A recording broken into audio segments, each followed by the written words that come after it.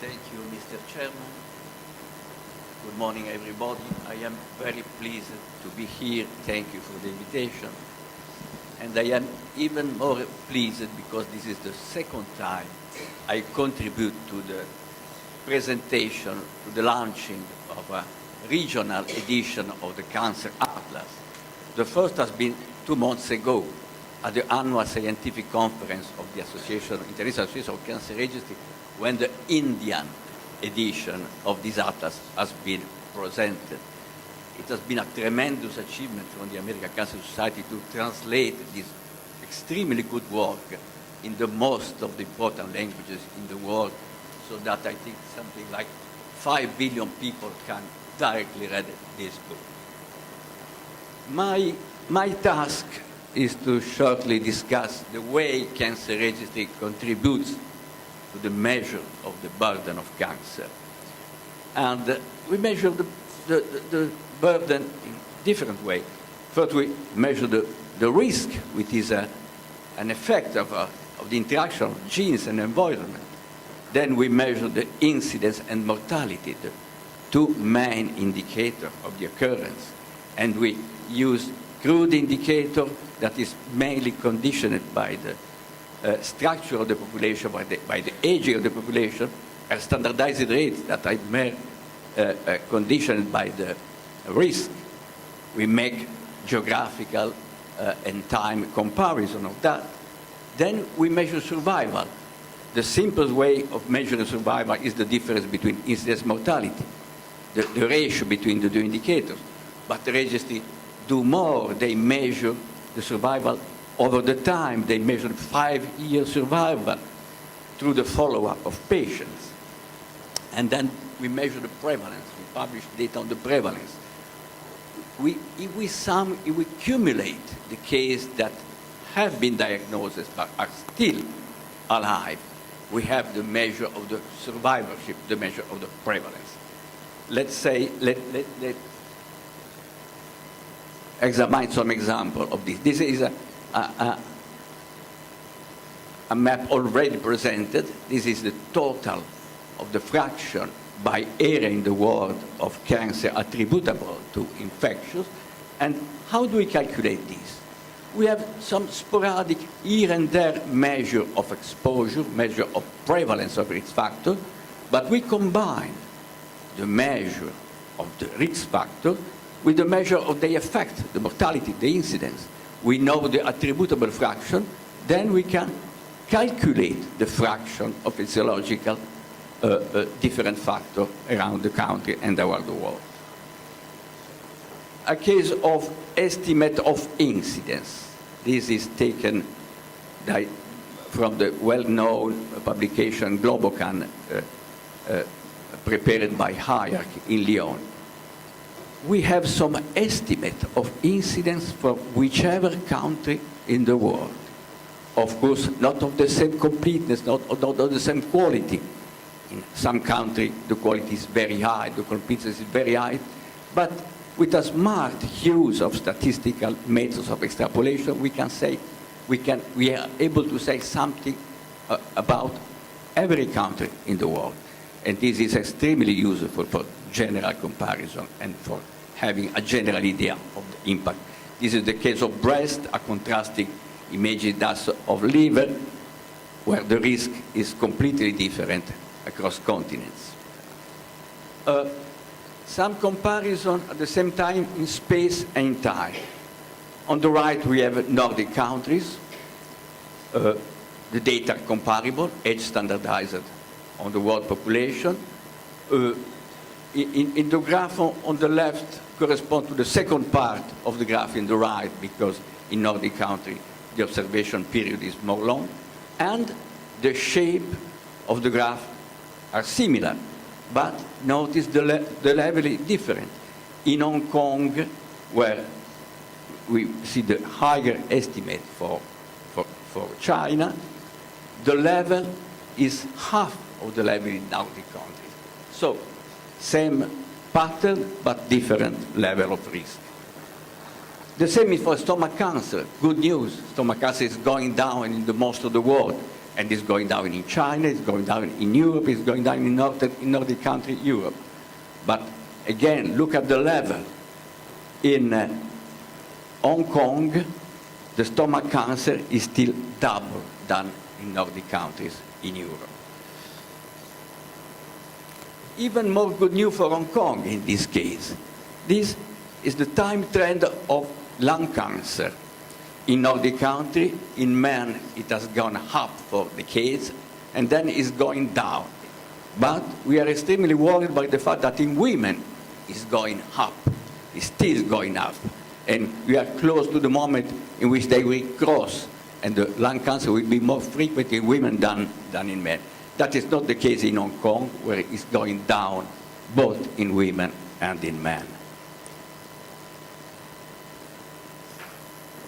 Survival, we measure the survival, and this is the case of, we measure the survival, and this is the case of the Concord study, the first study to compare survival estimates all around the world.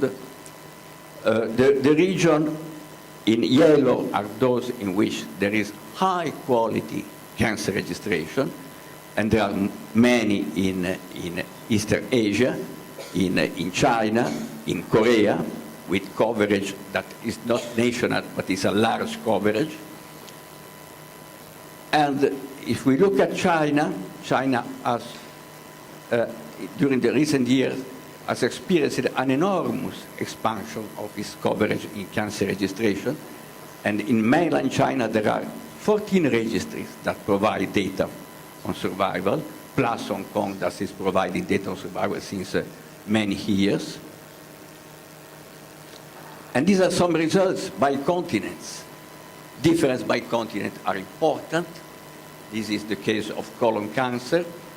And the best results are in North America and in Europe, but also in Asia. There are very good results. But what is more interesting is that in 3 subsequent quinquennia, the survival is increasing in all continents, apart from Africa, in which we have no data for comparing. The same is for prostate cancer. We have data from all continents, but this picture contains also some, let's say, false information, because survival is extremely high in North America, is high in Europe, but not because a true effect of treatment, but because of inflation of diagnosis due to PSA testing that is now declining both in Northern Europe and in North America. Finally, we estimate prevalence. This is the case of Hodgkin lymphoma, and again, the GloboCan system provides estimate of prevalence for all around the world.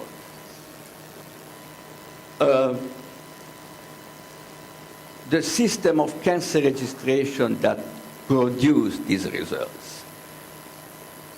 This is a picture at the middle of last century in Oxford, a meeting convened by UICC and by WHO.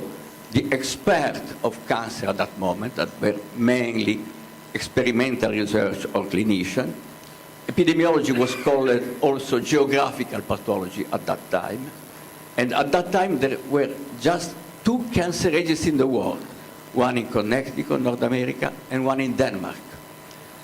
And this meeting issued the recommendation of expanding cancer registration as an instrument for cancer planning and for cancer control.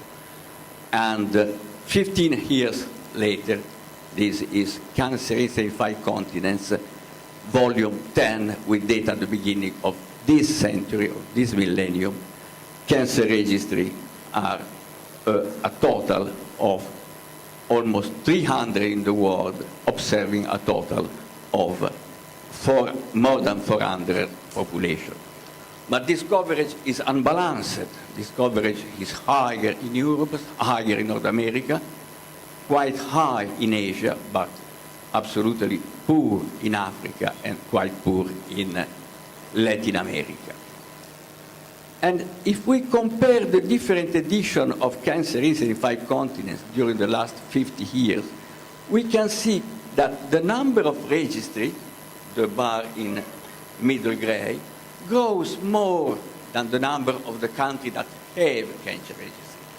That means that where cancer registration is in place, it increases, the coverage increases. Where it's not in place, as is the case in Africa or in Central Asia, the augmentation of the coverage has been very poor during the last 15 years. At the moment, in Asia, in general, the coverage is increasing. We have seen the case of Korea with a complete coverage. We have Japan with a project of making a complete coverage for the whole country. And we have read recently a report on cancer incidence mortality in China, referred to 2010, of which my colleague Stefano Rossi and me had the privilege of make a commentary in the journal that published it. And this was the case of the cancer registration in China in 2010, with around 200 registries in operation, 150 of which considered of good quality. And as editor of the next edition of the Cancer Incidence of Continents, I can say that 90 of these registries have submitted their data for the next edition. So China is on the way of being, in the future, one of the countries with the higher coverage in cancer registration in Asia. But there are other regions in the world, in Asia, namely in Latin America, in Africa, in Middle East, in which the coverage is very low. And for this, the project GIGR has been launched by the International Agency for Research on Cancer in Lyon. GIGR means Global Initiative in Cancer Registration. We consider that it's a good moment for such an ambitious initiative, because with the initiative of the United Nations with respect to the non-communicable disease, with all the activity of the Union for International Cancer Control in promoting cancer planning around the world, it has become very clear that cancer registration is an essential tool for cancer planning. So this is probably the moment of challenging the inequity of distribution in cancer registration in the world. And this is being done through the Global Initiative for Cancer Registry Development, which is an initiative that joins together the effort of international and national government health agency, of big international advocacy agency, and of the Professional Association of Cancer Registry, the international one and the American one. The general features of this project are to have a country leadership, to promote the leadership of cancer registration country, but to also have a regional focus represented by hubs, regional hubs that help the work in each specific country, and to have a global coordination that is made by the International Agency for Research on Cancer in Lyon. For the moment, 5 hubs have been established, one for Latin America, one for Africa, one for Middle East and North Africa, and one for Asia, and one is being in these months establishing for Caribbean, and another is planned for Oceania. Let's hope that during the, let's say, 5-10 years, the effort of this project will bring to an important expansion of the coverage of cancer registration in the world. Thank you for your attention.